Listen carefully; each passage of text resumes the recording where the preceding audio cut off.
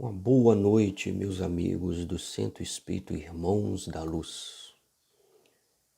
Antes de mais nada, gostaria de agradecer a oportunidade de estar comungando com vocês essas reflexões da noite sobre o Evangelho de Nosso Senhor Jesus Cristo, Ele que é o caminho, a verdade e a vida, o pão e a luz das nossas existências, o roteiro e o referencial que nós temos, segundo o Livro dos Espíritos, na questão 625, o modelo e o guia, o Espírito mais perfeito que Deus nos ofereceu, a expressão maior da divindade nas nossas vidas é o nosso Senhor Jesus Cristo, que Ele possa nos inspirar e nos auxiliar nestes momentos que entramos dentro de nós mesmos em busca da ressonância das suas vibrações celestes, com o objetivo de transformar as nossas vidas, com o objetivo de alcançar a paz e a felicidade imorredouras que todos nós buscamos aqui na face da Terra e em todos os orbes que passamos durante o nosso processo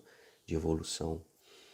Na figura de Cristóvão, que me convidou, abraço todos os irmãos do centro nesta noite, que vamos tecer alguns comentários a respeito de um conceito pequenino, tanto na simbologia que Jesus utilizou, tanto quanto na grafia, apenas 2 letras sobre a fé, mas que traz uma grandiosidade nos seus conceitos, na profundidade daquilo que ela nos traz, nos conclamando efetivamente, perdão, ao grande despertar da nossa vida.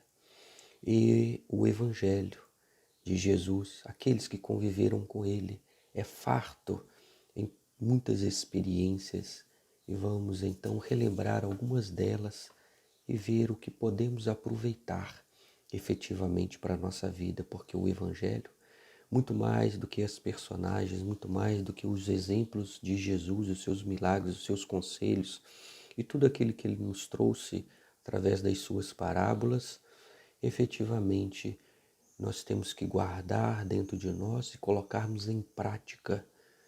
Não foi por outro motivo que Ele teve a oportunidade de dizer: se me amais, guardai os meus mandamentos. O que é guardar os mandamentos de Jesus se não colocá-los em prática?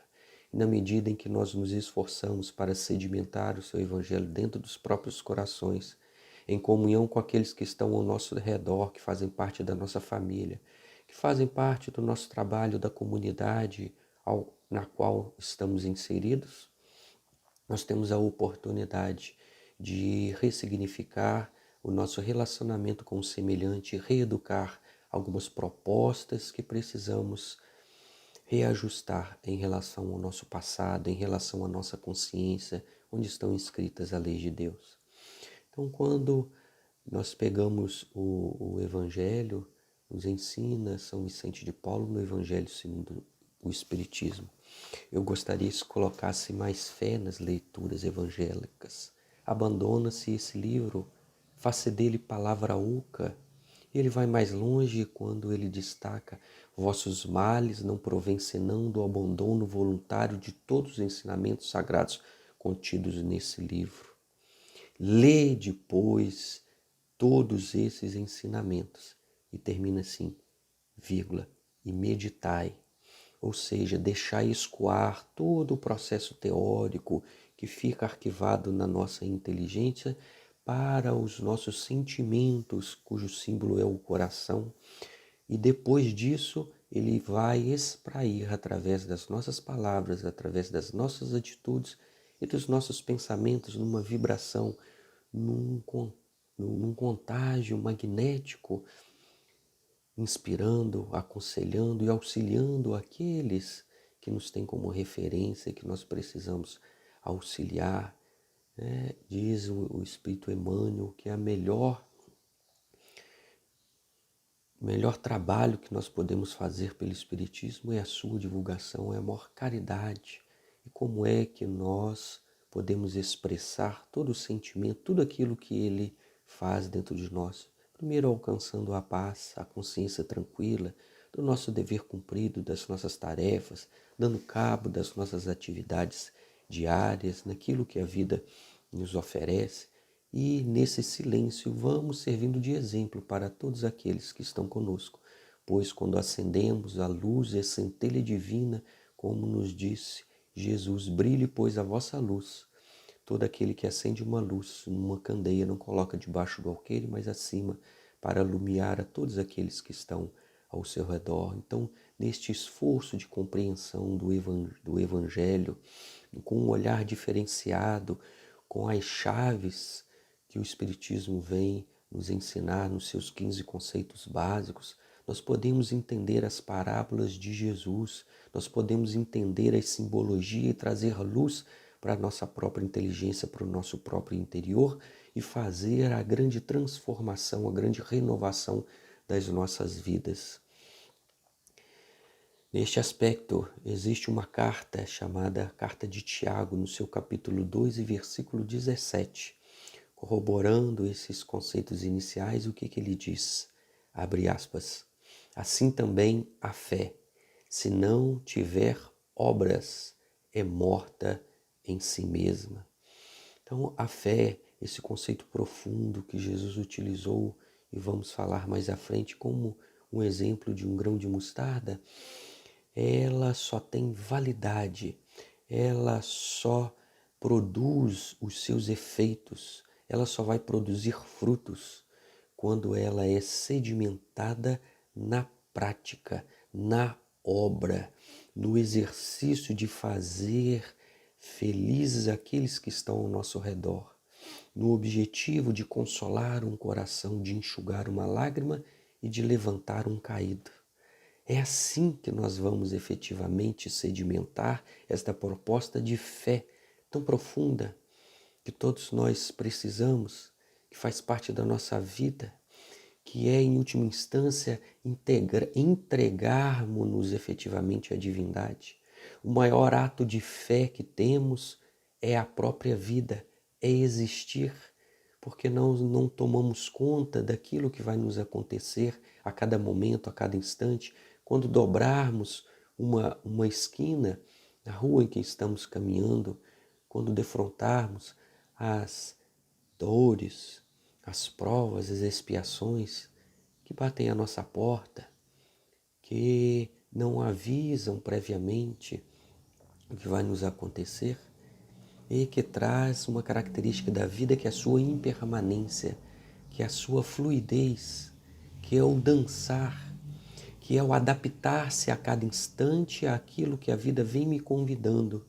E tudo aquilo que é proposta da vida é para uma análise, para que nós possamos olhar para dentro de nós mesmos e renovarmos as propostas no bem, no amor, sobre os ensinamentos e os auspícios de nosso Senhor Jesus Cristo. Então, em comunhão com o Evangelho, introduzindo, colocando para dentro de nós os seus ensinamentos, sedimentando-os aqui e automaticamente, quando ele sair de nós, vai trazer luz e vai auxiliar a todos aqueles que convivem conosco. O Espírito Emmanuel, no livro Pensamento e Vida, diz que a fé não encontra definição no vocabulário vulgar. E aí nós nos lembramos do grande pacifista indiano, Mohandas Karamchand Gandhi, que ele dizia que a fé transcende a razão sem contradizê-la. Ou seja, a fé está na proposta muito parecida com a misericórdia divina, porque vai além da justiça.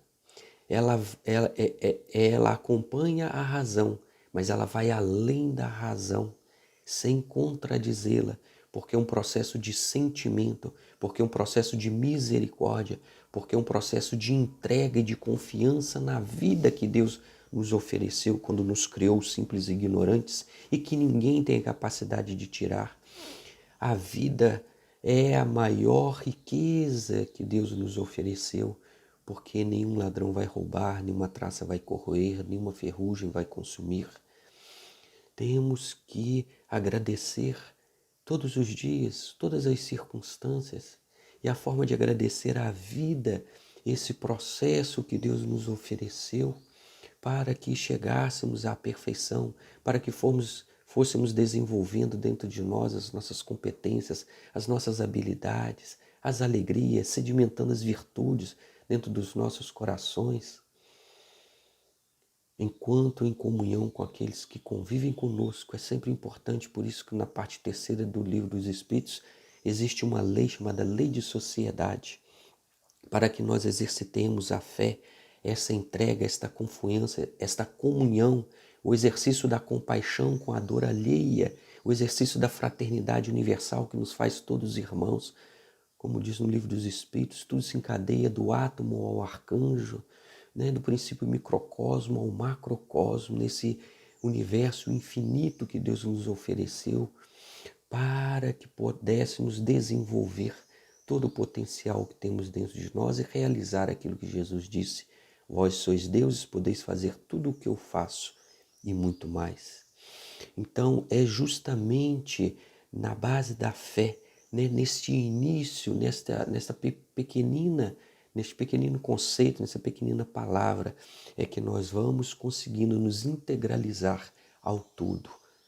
E assim vamos dando passos decisivos no nosso processo de evolução. No livro Fonte Viva de Emmanuel, no seu capítulo 39, ele nos traz uma proposta muito interessante que é a seguinte: a fé, em essência, é aquele embrião de mostarda do ensinamento de Jesus.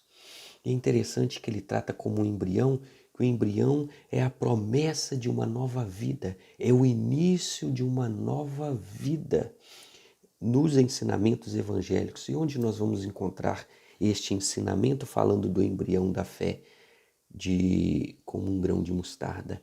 Lá no Evangelho de Lucas, no seu capítulo 13, versículo 18 até o versículo 21, ou no Evangelho de Marcos, capítulo 4, versículo 31 e versículo 32, onde Jesus vai explicar, ele pergunta: como vou explicar o que é o reino de Deus? Olha que Jesus vai explicar, vai trazer para nós luz para entendermos o reino de Deus que está dentro dos nossos corações, mas que não é palpável pelos nossos sentidos. A gente precisa transcender a este corpo físico, a essas sensações, buscando o sentimento que guardamos dentro dos nossos corações e da nossa alma. E ele diz então que o reino de Deus é comparado a um grão de mostarda que é jogado num campo por um homem. E esta que é a menor de todas as sementes, quando brota e cresce, vira a maior de todas as hortaliças, a ponto das aves do céu virem fazer abrigo em seus galhos. Olha que figura interessante e linda, meus irmãos, que é uma semente tão pequenina. E aí todo o evangelho, toda a força de sua moral, toda a sua proposta de transformação na nossa vida, ele é desta questão. Ela é pequenina, ela é aos olhos do mundo insignificante, mas é uma palavra profunda, é uma palavra que transforma, é uma palavra que nos dá coragem para vencer todos os empecilhos e romper todas as limitações que a matéria nos oferece neste processo de reencarnação que todos nós estamos inseridos. Vamos nos recordar numa outra oportunidade, quando ele estava defronte do gasofilácio, vendo como os judeus faziam as suas oferendas, e aí entra uma senhora, e ela é pobre, e ela coloca 2 denários, 2 pequenas moedas, e Jesus, como um grande professor, como um grande mestre, segundo João 13:13, vós me chamais mestre e Senhor, e dizeis bem porque eu sou. O único título que ele aceitou foi o de mestre, porque ele veio nos ensinar, ele veio nos auxiliar, que pudéssemos revelar dentro de nós o potencial que Deus nos deu quando ele nos criou, pois Deus nos criou à sua imagem e semelhança, segundo a simbologia do livro de Moisés no Velho Testamento. Então nós temos todo o potencial, assim como a semente de mostarda pequenina tem todo o potencial, porque nós diante do universo não somos nada, né? Nós somos grãos de areia, como diz o Espírito Fénelon também no Evangelho, mas sem grãos de areias não haveria montanhas. É na união, é na conjugação de forças e de ideais do bem é que nós unimos-nos nesta virtude que nos auxilia o processo da evolução, como diz o Espírito Henri Reine, também no Evangelho. Coletivos são os trabalhos da humanidade. Ninguém vem para tudo nem para todos. Todo trabalho ele é coletivo. O único Espírito que poderia prescindir do auxílio pelo seu potencial foi Jesus. Mesmo assim, ele convidou 12 apóstolos e depois ele teve diversos e ainda encontra hoje no século XXI, nós que somos cooperadores e colaboradores na sua grande seara, porque ele é a grande vinha e nós somos os ramos que devemos brotar, buscando da sua seiva, buscando nessa integração, nessa fé, nessa certeza de que ele nos dá o suporte, de que ele nos oferece todos os mecanismos, todos os meios para vencer a nós mesmos, para romper os limites da matéria, do egoísmo, do personalismo e nos integrarmos no grande trabalho divino, universico, de conquista da paz, de exercício efetivamente do amor, e quem ama, ama alguém ou alguma coisa que está, alguma circunstância daqueles que estão ao nosso redor. Isso através da fé. E aí quando ele vê, como professor que é, essa senhora colocar 2 moedas pequeninas, ele chama todos os discípulos e diz: em verdade vos digo que essa mulher ofereceu muito mais do que todos os outros. Olha só como a fé, como 2 moedas podem valer mais do que milhares de moedas que já estavam ali. É porque ele vem nos ensinar que quantidade e qualidade são aspectos relativos no mundo em que vivemos. E tudo aquilo que tem a ver com a espiritualidade, tudo aquilo que tem a ver com Deus, tudo aquilo que tem a ver com a transcendência desse mundo em que vivemos, entra nesse patamar de qualificação. Então, o trabalho com Jesus não é um trabalho de quantidade, é um trabalho de qualidade. A qualidade é que vai determinar efetivamente os frutos da árvore que nós somos, que vai determinar as consequências das nossas atividades, não a quantidade daquilo que a gente sabe, a quantidade daquilo que a gente faz, mas como nós realizamos. Porque quando olhamos esse universo infinito que nós não temos capacidade de compreender, na quantidade de trilhões de galáxias, com zilhões de sóis e de planetas, que existem muito mais planetas no universo do que grãos de areias na Terra, diz a ciência. E o Espiritismo é ciência, acompanha a ciência e agrega os valores da ciência para iluminar o processo de iluminação das nossas próprias almas. Então somos muito poucos e somente na união do esforço, do trabalho contínuo, daquele que está ao meu redor, que a vida colocou para nos auxiliar, porque nós estamos no lugar certo, com as pessoas certas, juntos, com a melhor proposta de vida para alcançar e dar passos decisivos na nossa evolução. Se houvesse algum outro melhor ou algum outro lugar melhor do que esse que nós estamos aqui, com certeza, como Deus é a própria perfeição, Ele haveria de nos ter colocado neste outro lugar. Como nós estamos aqui, em todo o universo, é o melhor lugar, é o lugar mais apropriado para desenvolvermos as nossas potencialidades, para reeducar as nossas próprias almas. E aí Deus nos ofereceu como discípulos um grande mestre que é Jesus. E ele veio aqui e nos convidou, porque o mestre não obriga. Por que ele não obriga?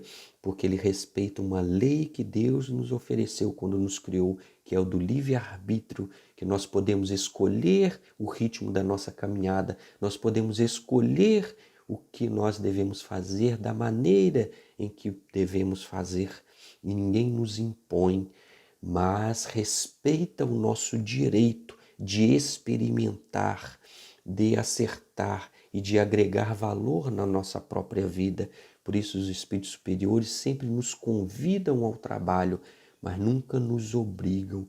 Espírito que obriga outro a fazer alguma coisa está mais como obsessor do que efetivamente como um espírito lúcido que já entendeu a essência da vida.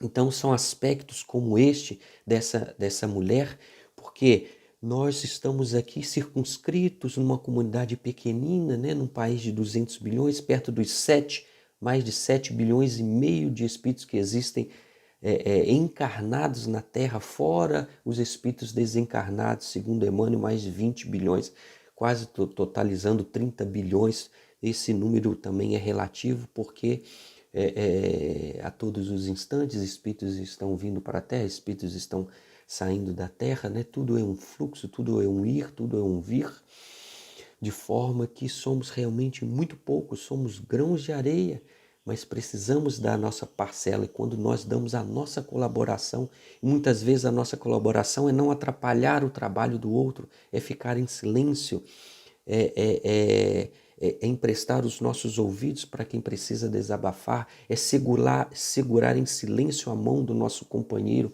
que está desesperado diante de uma provação. Nós estamos num processo de pandemia.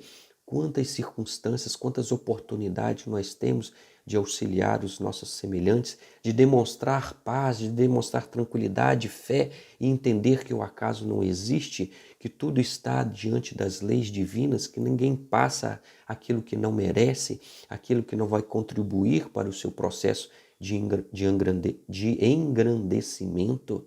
Isto que nós precisamos e estudamos na doutrina espírita e precisamos colocar em prática de forma simples quando abrimos os olhos pela manhã e dizemos assim: Senhor, que queres que eu faça?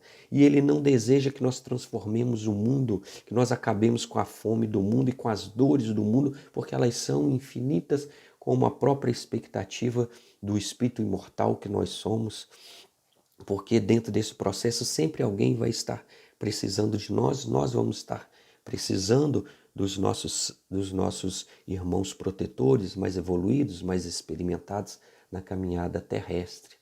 E aí ele nos conclama a esse processo de a qualidade, de quando nós fazemos com sentimento, bem feito, ainda que seja o silêncio, porque numa discussão, numa briga, aquele que faz silêncio, ele está contribuindo para a harmonia, porque num processo de estertor, de ódio, de briga, nós perdemos muitas vezes a razão. E fazer silêncio é contribuir, é colocar água nessa fervura temporária que nós também passamos. E quantas vezes precisamos do silêncio do nosso semelhante, de um olhar fraterno, de compreensão de que esses extortores fazem parte do processo de aprendizado. E que ora nós auxiliamos, ora nós somos auxiliados. Para exemplificarmos, meus irmãos, são parcelas pequeninas. Deus não quer que a gente vá lá no monte do Himalaia, né, que é considerado uma das maiores montanhas na face da Terra. Vamos meditar, vamos entrar em transcendência e transformar o mundo. Mas vamos buscar o mundo interno através dessas duas moedas, que é a fé, que é a coragem, que é a determinação. Não precisamos de muitos, mas precisamos de bem feito a cada circunstância, confiando na vida. E desde que nós vamos cumprir aquilo que a vida nos pede, aquilo que a vida nos oferece, nós estaremos firmes e cumprindo com a nossa consciência tranquila a nossa missão. Somos todos missionários.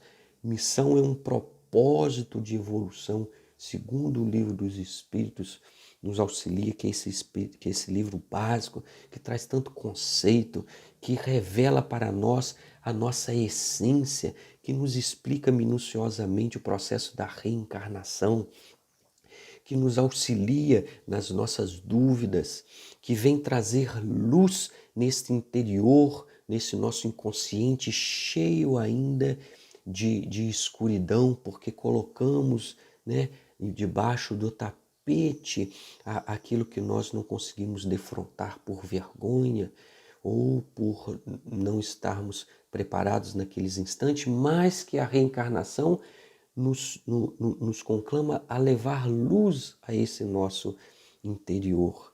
E não precisamos também, não vamos conseguir em apenas uma encarnação, dar conta e resolver todas as nossas pendências, reequilibrar toda a nossa mente frente à lei universal. Por isso que Jesus disse, sede vós perfeitos, como perfeito é o vosso Pai que está nos céus. É a maior prova da reencarnação na Bíblia, porque não podemos ser perfeitos numa encarnação, teremos outras e outras.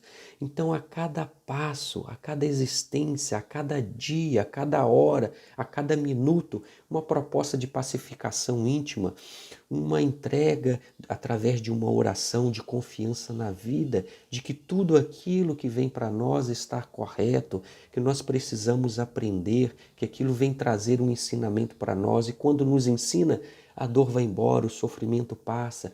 Quando nós somos alunos repetentes e não aceitamos a dor e o sofrimento e perguntamos por que vem conosco e não com o nosso semelhante, não com aquele que nós consideramos mal e que prejudica a sociedade, nós então necessitamos, e ela vai ficar e ela vai repetir até que possamos amansar o coração e ela fazer sucos para que as sementes divinas, para que a sementezinha da mostarda, que é a fé pequenina, encontre o solo necessário e propício, adubado para frutificar, para crescer. E quando ela crescer, quando nós nos integrarmos à vida nesse trabalho, colocando a mão na charrua e não olhando para trás, mas olhando para frente, confiante, esperançoso, compreendendo as leis divinas, que nós não vamos morrer jamais, ninguém tira, a morte é apenas um processo de ciclo de transformação, de ressignificação, de reavaliação do que nós fazemos. É aquele momento de parar, como na natureza nós temos o inverno, que fica tudo em silêncio e parece que a natureza morreu no contexto das nossas companheiras, as árvores, né? Aquele frio que nos conclama a fazer silêncio dentro de nós, e a primavera está ali no seu bojo e daqui a pouco ela vai despontar e aí novas flores, novos frutos, novas expectativas, nova esperança nesse ciclo constante que a vida nos propicia, que a vida nos auxilia. E vamos então lembrarmos de uma outra passagem sobre a fé, e aí nós vamos nos recordar, geralmente não são passagens que são muito ligadas à fé, como a do Zaqueu, mas que em essência, se não vejamos, Zaqueu era o cobrador de impostos, ele não era bem quisto pela sociedade judaica, mas ele cumpria uma tarefa, porque o Império Romano naquela época, que era dominador, que dominava a Judéia, dominava os judeus, ela exigia o pagamento dos tributos e precisava de alguém fazer isso. Mas ninguém gosta de pagar imposto. Naquela época também não gostava e colocavam a responsabilidade em Zaqueu. Ele então, compreendendo e sabendo que Jesus havia de passar ali na sua cidade, em Jericó, ele se adianta na multidão, né? Ele é um diferencial, ele corre porque a multidão é o contexto e a simbologia do mundo, das ideias que ficam, que não são profundas, né? Que são a mesmice da matéria. E ele corre adiante, mas como ele era pequenino, ele sobe no sicômoro.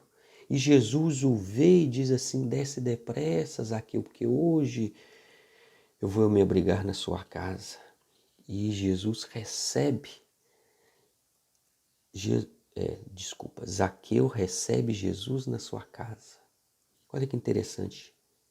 Nós estamos preparados para receber Jesus na nossa casa mental? O que ele iria encontrar aqui? O que conversaríamos com Jesus? Quais as propostas nós abriríamos mão em prol da fraternidade, esquecendo de nós mesmos, dos nossos familiares, mas que fosse bom para todos? Zaqueu abriu o seu lar e Jesus foi lá todas as vezes que o nosso interior estiver preparado, Jesus vai nos visitar. Cabe a nossa proposta de abrir as portas, de fazer uma limpeza nos nossos pensamentos, para que a sintonia de Jesus possa adentrar. E aí vamos ter um diálogo frente a frente. E o que Zaqueu fala depois que ouve Jesus? E Jesus não foi com o propósito de transformá-lo, apenas de visitá-lo e de falar sobre o reino de Deus, que estava dentro do coração de Zaqueu, como está dentro do nosso. E ele então, no processo de compreensão, apenas por um diálogo, ele diz assim: a partir de hoje eu vou distribuir metade da minha riqueza, porque a outra metade fazia parte do processo de herança, ele tinha que deixar com os familiares dele, para vermos como ele era justo e seguia as leis da época. E a outra metade eu vou distribuir com todos os pobres. E se por acaso eu infringir alguém, eu vou dar 4 vezes mais do que eu utilizei de forma equivocada na cobrança dos impostos com meu semelhante. Olha a coragem dele, e se ele não tivesse, é uma pergunta que a gente faz, se ele não tivesse com a consciência tranquila, efetivamente ele iria oferecer pagar 4 vezes mais? Ele o fez porque ele cumpria a sua tarefa e não prejudicava ninguém, além do que a lei permitia que ele fizesse. Então ele era um homem justo, trabalhava no mundo, mas ouviu Jesus, a proposta de uma espiritualidade, de um Deus, de leis que transcendiam a sua comunidade, ao seu parentesco, nos entendendo que todos nós somos irmãos. E ele abriu, e a partir daí ele abriu mão de tudo, como fez Francisco de Assis, lá na Praça de Santa Maria Maior, quando simbolicamente deixou as suas roupas na mão de seu pai e disse assim: a partir de hoje já não se chama pai a Pedro Bernardoni, que era o pai físico, biológico aqui dessa encarnação de Francisco de Assis, mas a partir de hoje chama pai aquele que estás nos céus. A partir de hoje todos são os meus irmãos, o fogo, a água, a dor, a morte, todos somos irmãos. Nós estamos unidos num processo divino porque tudo que existe no universo foi Deus que criou. Então, ter esta confiança e saber que agora só vai acontecer comigo aquilo que está determinado, aquilo que está planejado, aquilo que vai contribuir para o meu progresso, e nós não ficarmos renitentes em relação à vida, gostando ou não gostando daquilo que ela nos oferece, achando que poderia ser melhor. E quando nós estudamos o Espiritismo, quando nós entendemos Jesus, quando abrimos a nossa casa mental para que Jesus possa trazer conceitos novos para dentro dele e assim renovar a nossa própria vida, como fez Zaqueu, nós vamos dando provas práticas, porque a fé precisa de obras, de que confiamos na espiritualidade, confiamos em Jesus, que Ele efetivamente é o caminho, que Ele é a verdade, que Ele é a vida, que Ele é o convite. Por isso que Ele falou: vinde a mim todos vós que estáis aflitos e sobrecarregados, e eu vos aliviarei. Tomai sobre vós de mim, que sou brando e humilde de coração, e encontrareis repouso para as vossas almas, pois é suave o meu jugo e leve o meu fardo. Então ninguém está só na nossa caminhada, na superação das nossas limitações, no encontro com a dor, também com a felicidade, com a alegria, mas entendendo que tudo isto é passageiro. A essência que permanece somente é o amor, somente é o trabalho em comunhão para o nosso semelhante, no exercício da compaixão. E assim nós vamos nessas histórias, e o nosso tempo já está terminando, mas gostaria de deixar algumas referências para a gente buscar, que também é de fé, como a hemorroíça, né, que tocou na veste de Jesus, Jesus nem precisou dialogar com ela como fez com o Zaqueu. Ela tocou em Jesus, ou seja, olha, um toque é uma coisa pequenina, mas o quanto de energia que saiu de Jesus, o quanto de virtude saiu de Jesus e curou-a fisicamente. E muito mais do que isso, curou a sua própria alma, porque o corpo é o reflexo daquilo que nós trazemos de ajustes e de reajustes que estão sedimentados no perispírito e na própria alma. O corpo serve como um mata-borrão que vai enxugar para aliviar a nossa consciência, para reequilibrar diante da lei divina os nossos equívocos que cometemos no passado pelo mau uso do livre-arbítrio. Nós vamos nos recordar do centurião que utilizou da fé raciocinada que o Espiritismo nos conclama no século XXI, que foi interceder por um filho de um dos seus servos, de uma das pessoas que trabalhavam para ele, e nem judeu ele era um centurião romano, mas pelo processo de racionalização, pelo processo de lógica, ele disse: Senhor, você não precisa entrar na minha casa, como Jesus entrou na casa de Zaqueu. Basta uma palavra sua, porque eu mando em 100 homens. Centurião vem de 100. Eu mando em 100 homens. E quando eu dou uma ordem, eles obedecem. O Senhor, como príncipe dos céus, pode dar uma ordem e os anjos, que era a palavra que eles te dirigiam naquela época para os espíritos, vão realizar. E Jesus então fala e o filho do centurião, ele é curado. É outro exemplo de fé. Então, em várias circunstâncias, e nós não precisamos saber todas, mas precisamos edificar, escolher uma passagem, servir como exemplo, como base na nossa vida, para que quando a dor bata a nossa porta, o sofrimento, ou daqueles que estão ao nosso redor, ou quando nós defrontarmos a nossa própria consciência no processo do desencarne, no processo da morte, que o que é pó retornará ao pó, possamos então reavaliar a nossa proposta e encontrarmos edificado nos nossos corações as propostas evangélicas de Jesus para pacificar a nossa alma e daqueles que estão ao nosso redor.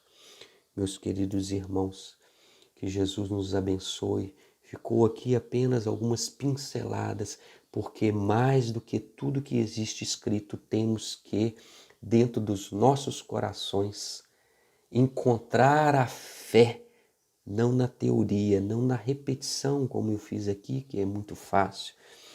O grande exercício é fazer brotar na nossa vida, a partir de hoje, a partir do amanhã, a partir dos instantes e do convite que a vida nos faz, de edificarmos o Evangelho e de transformarmos a nossa vida.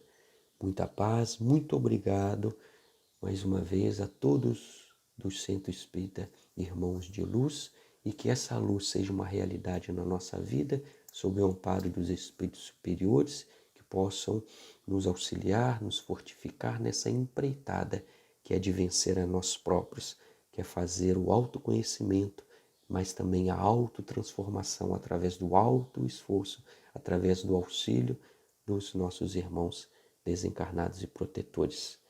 Muita paz.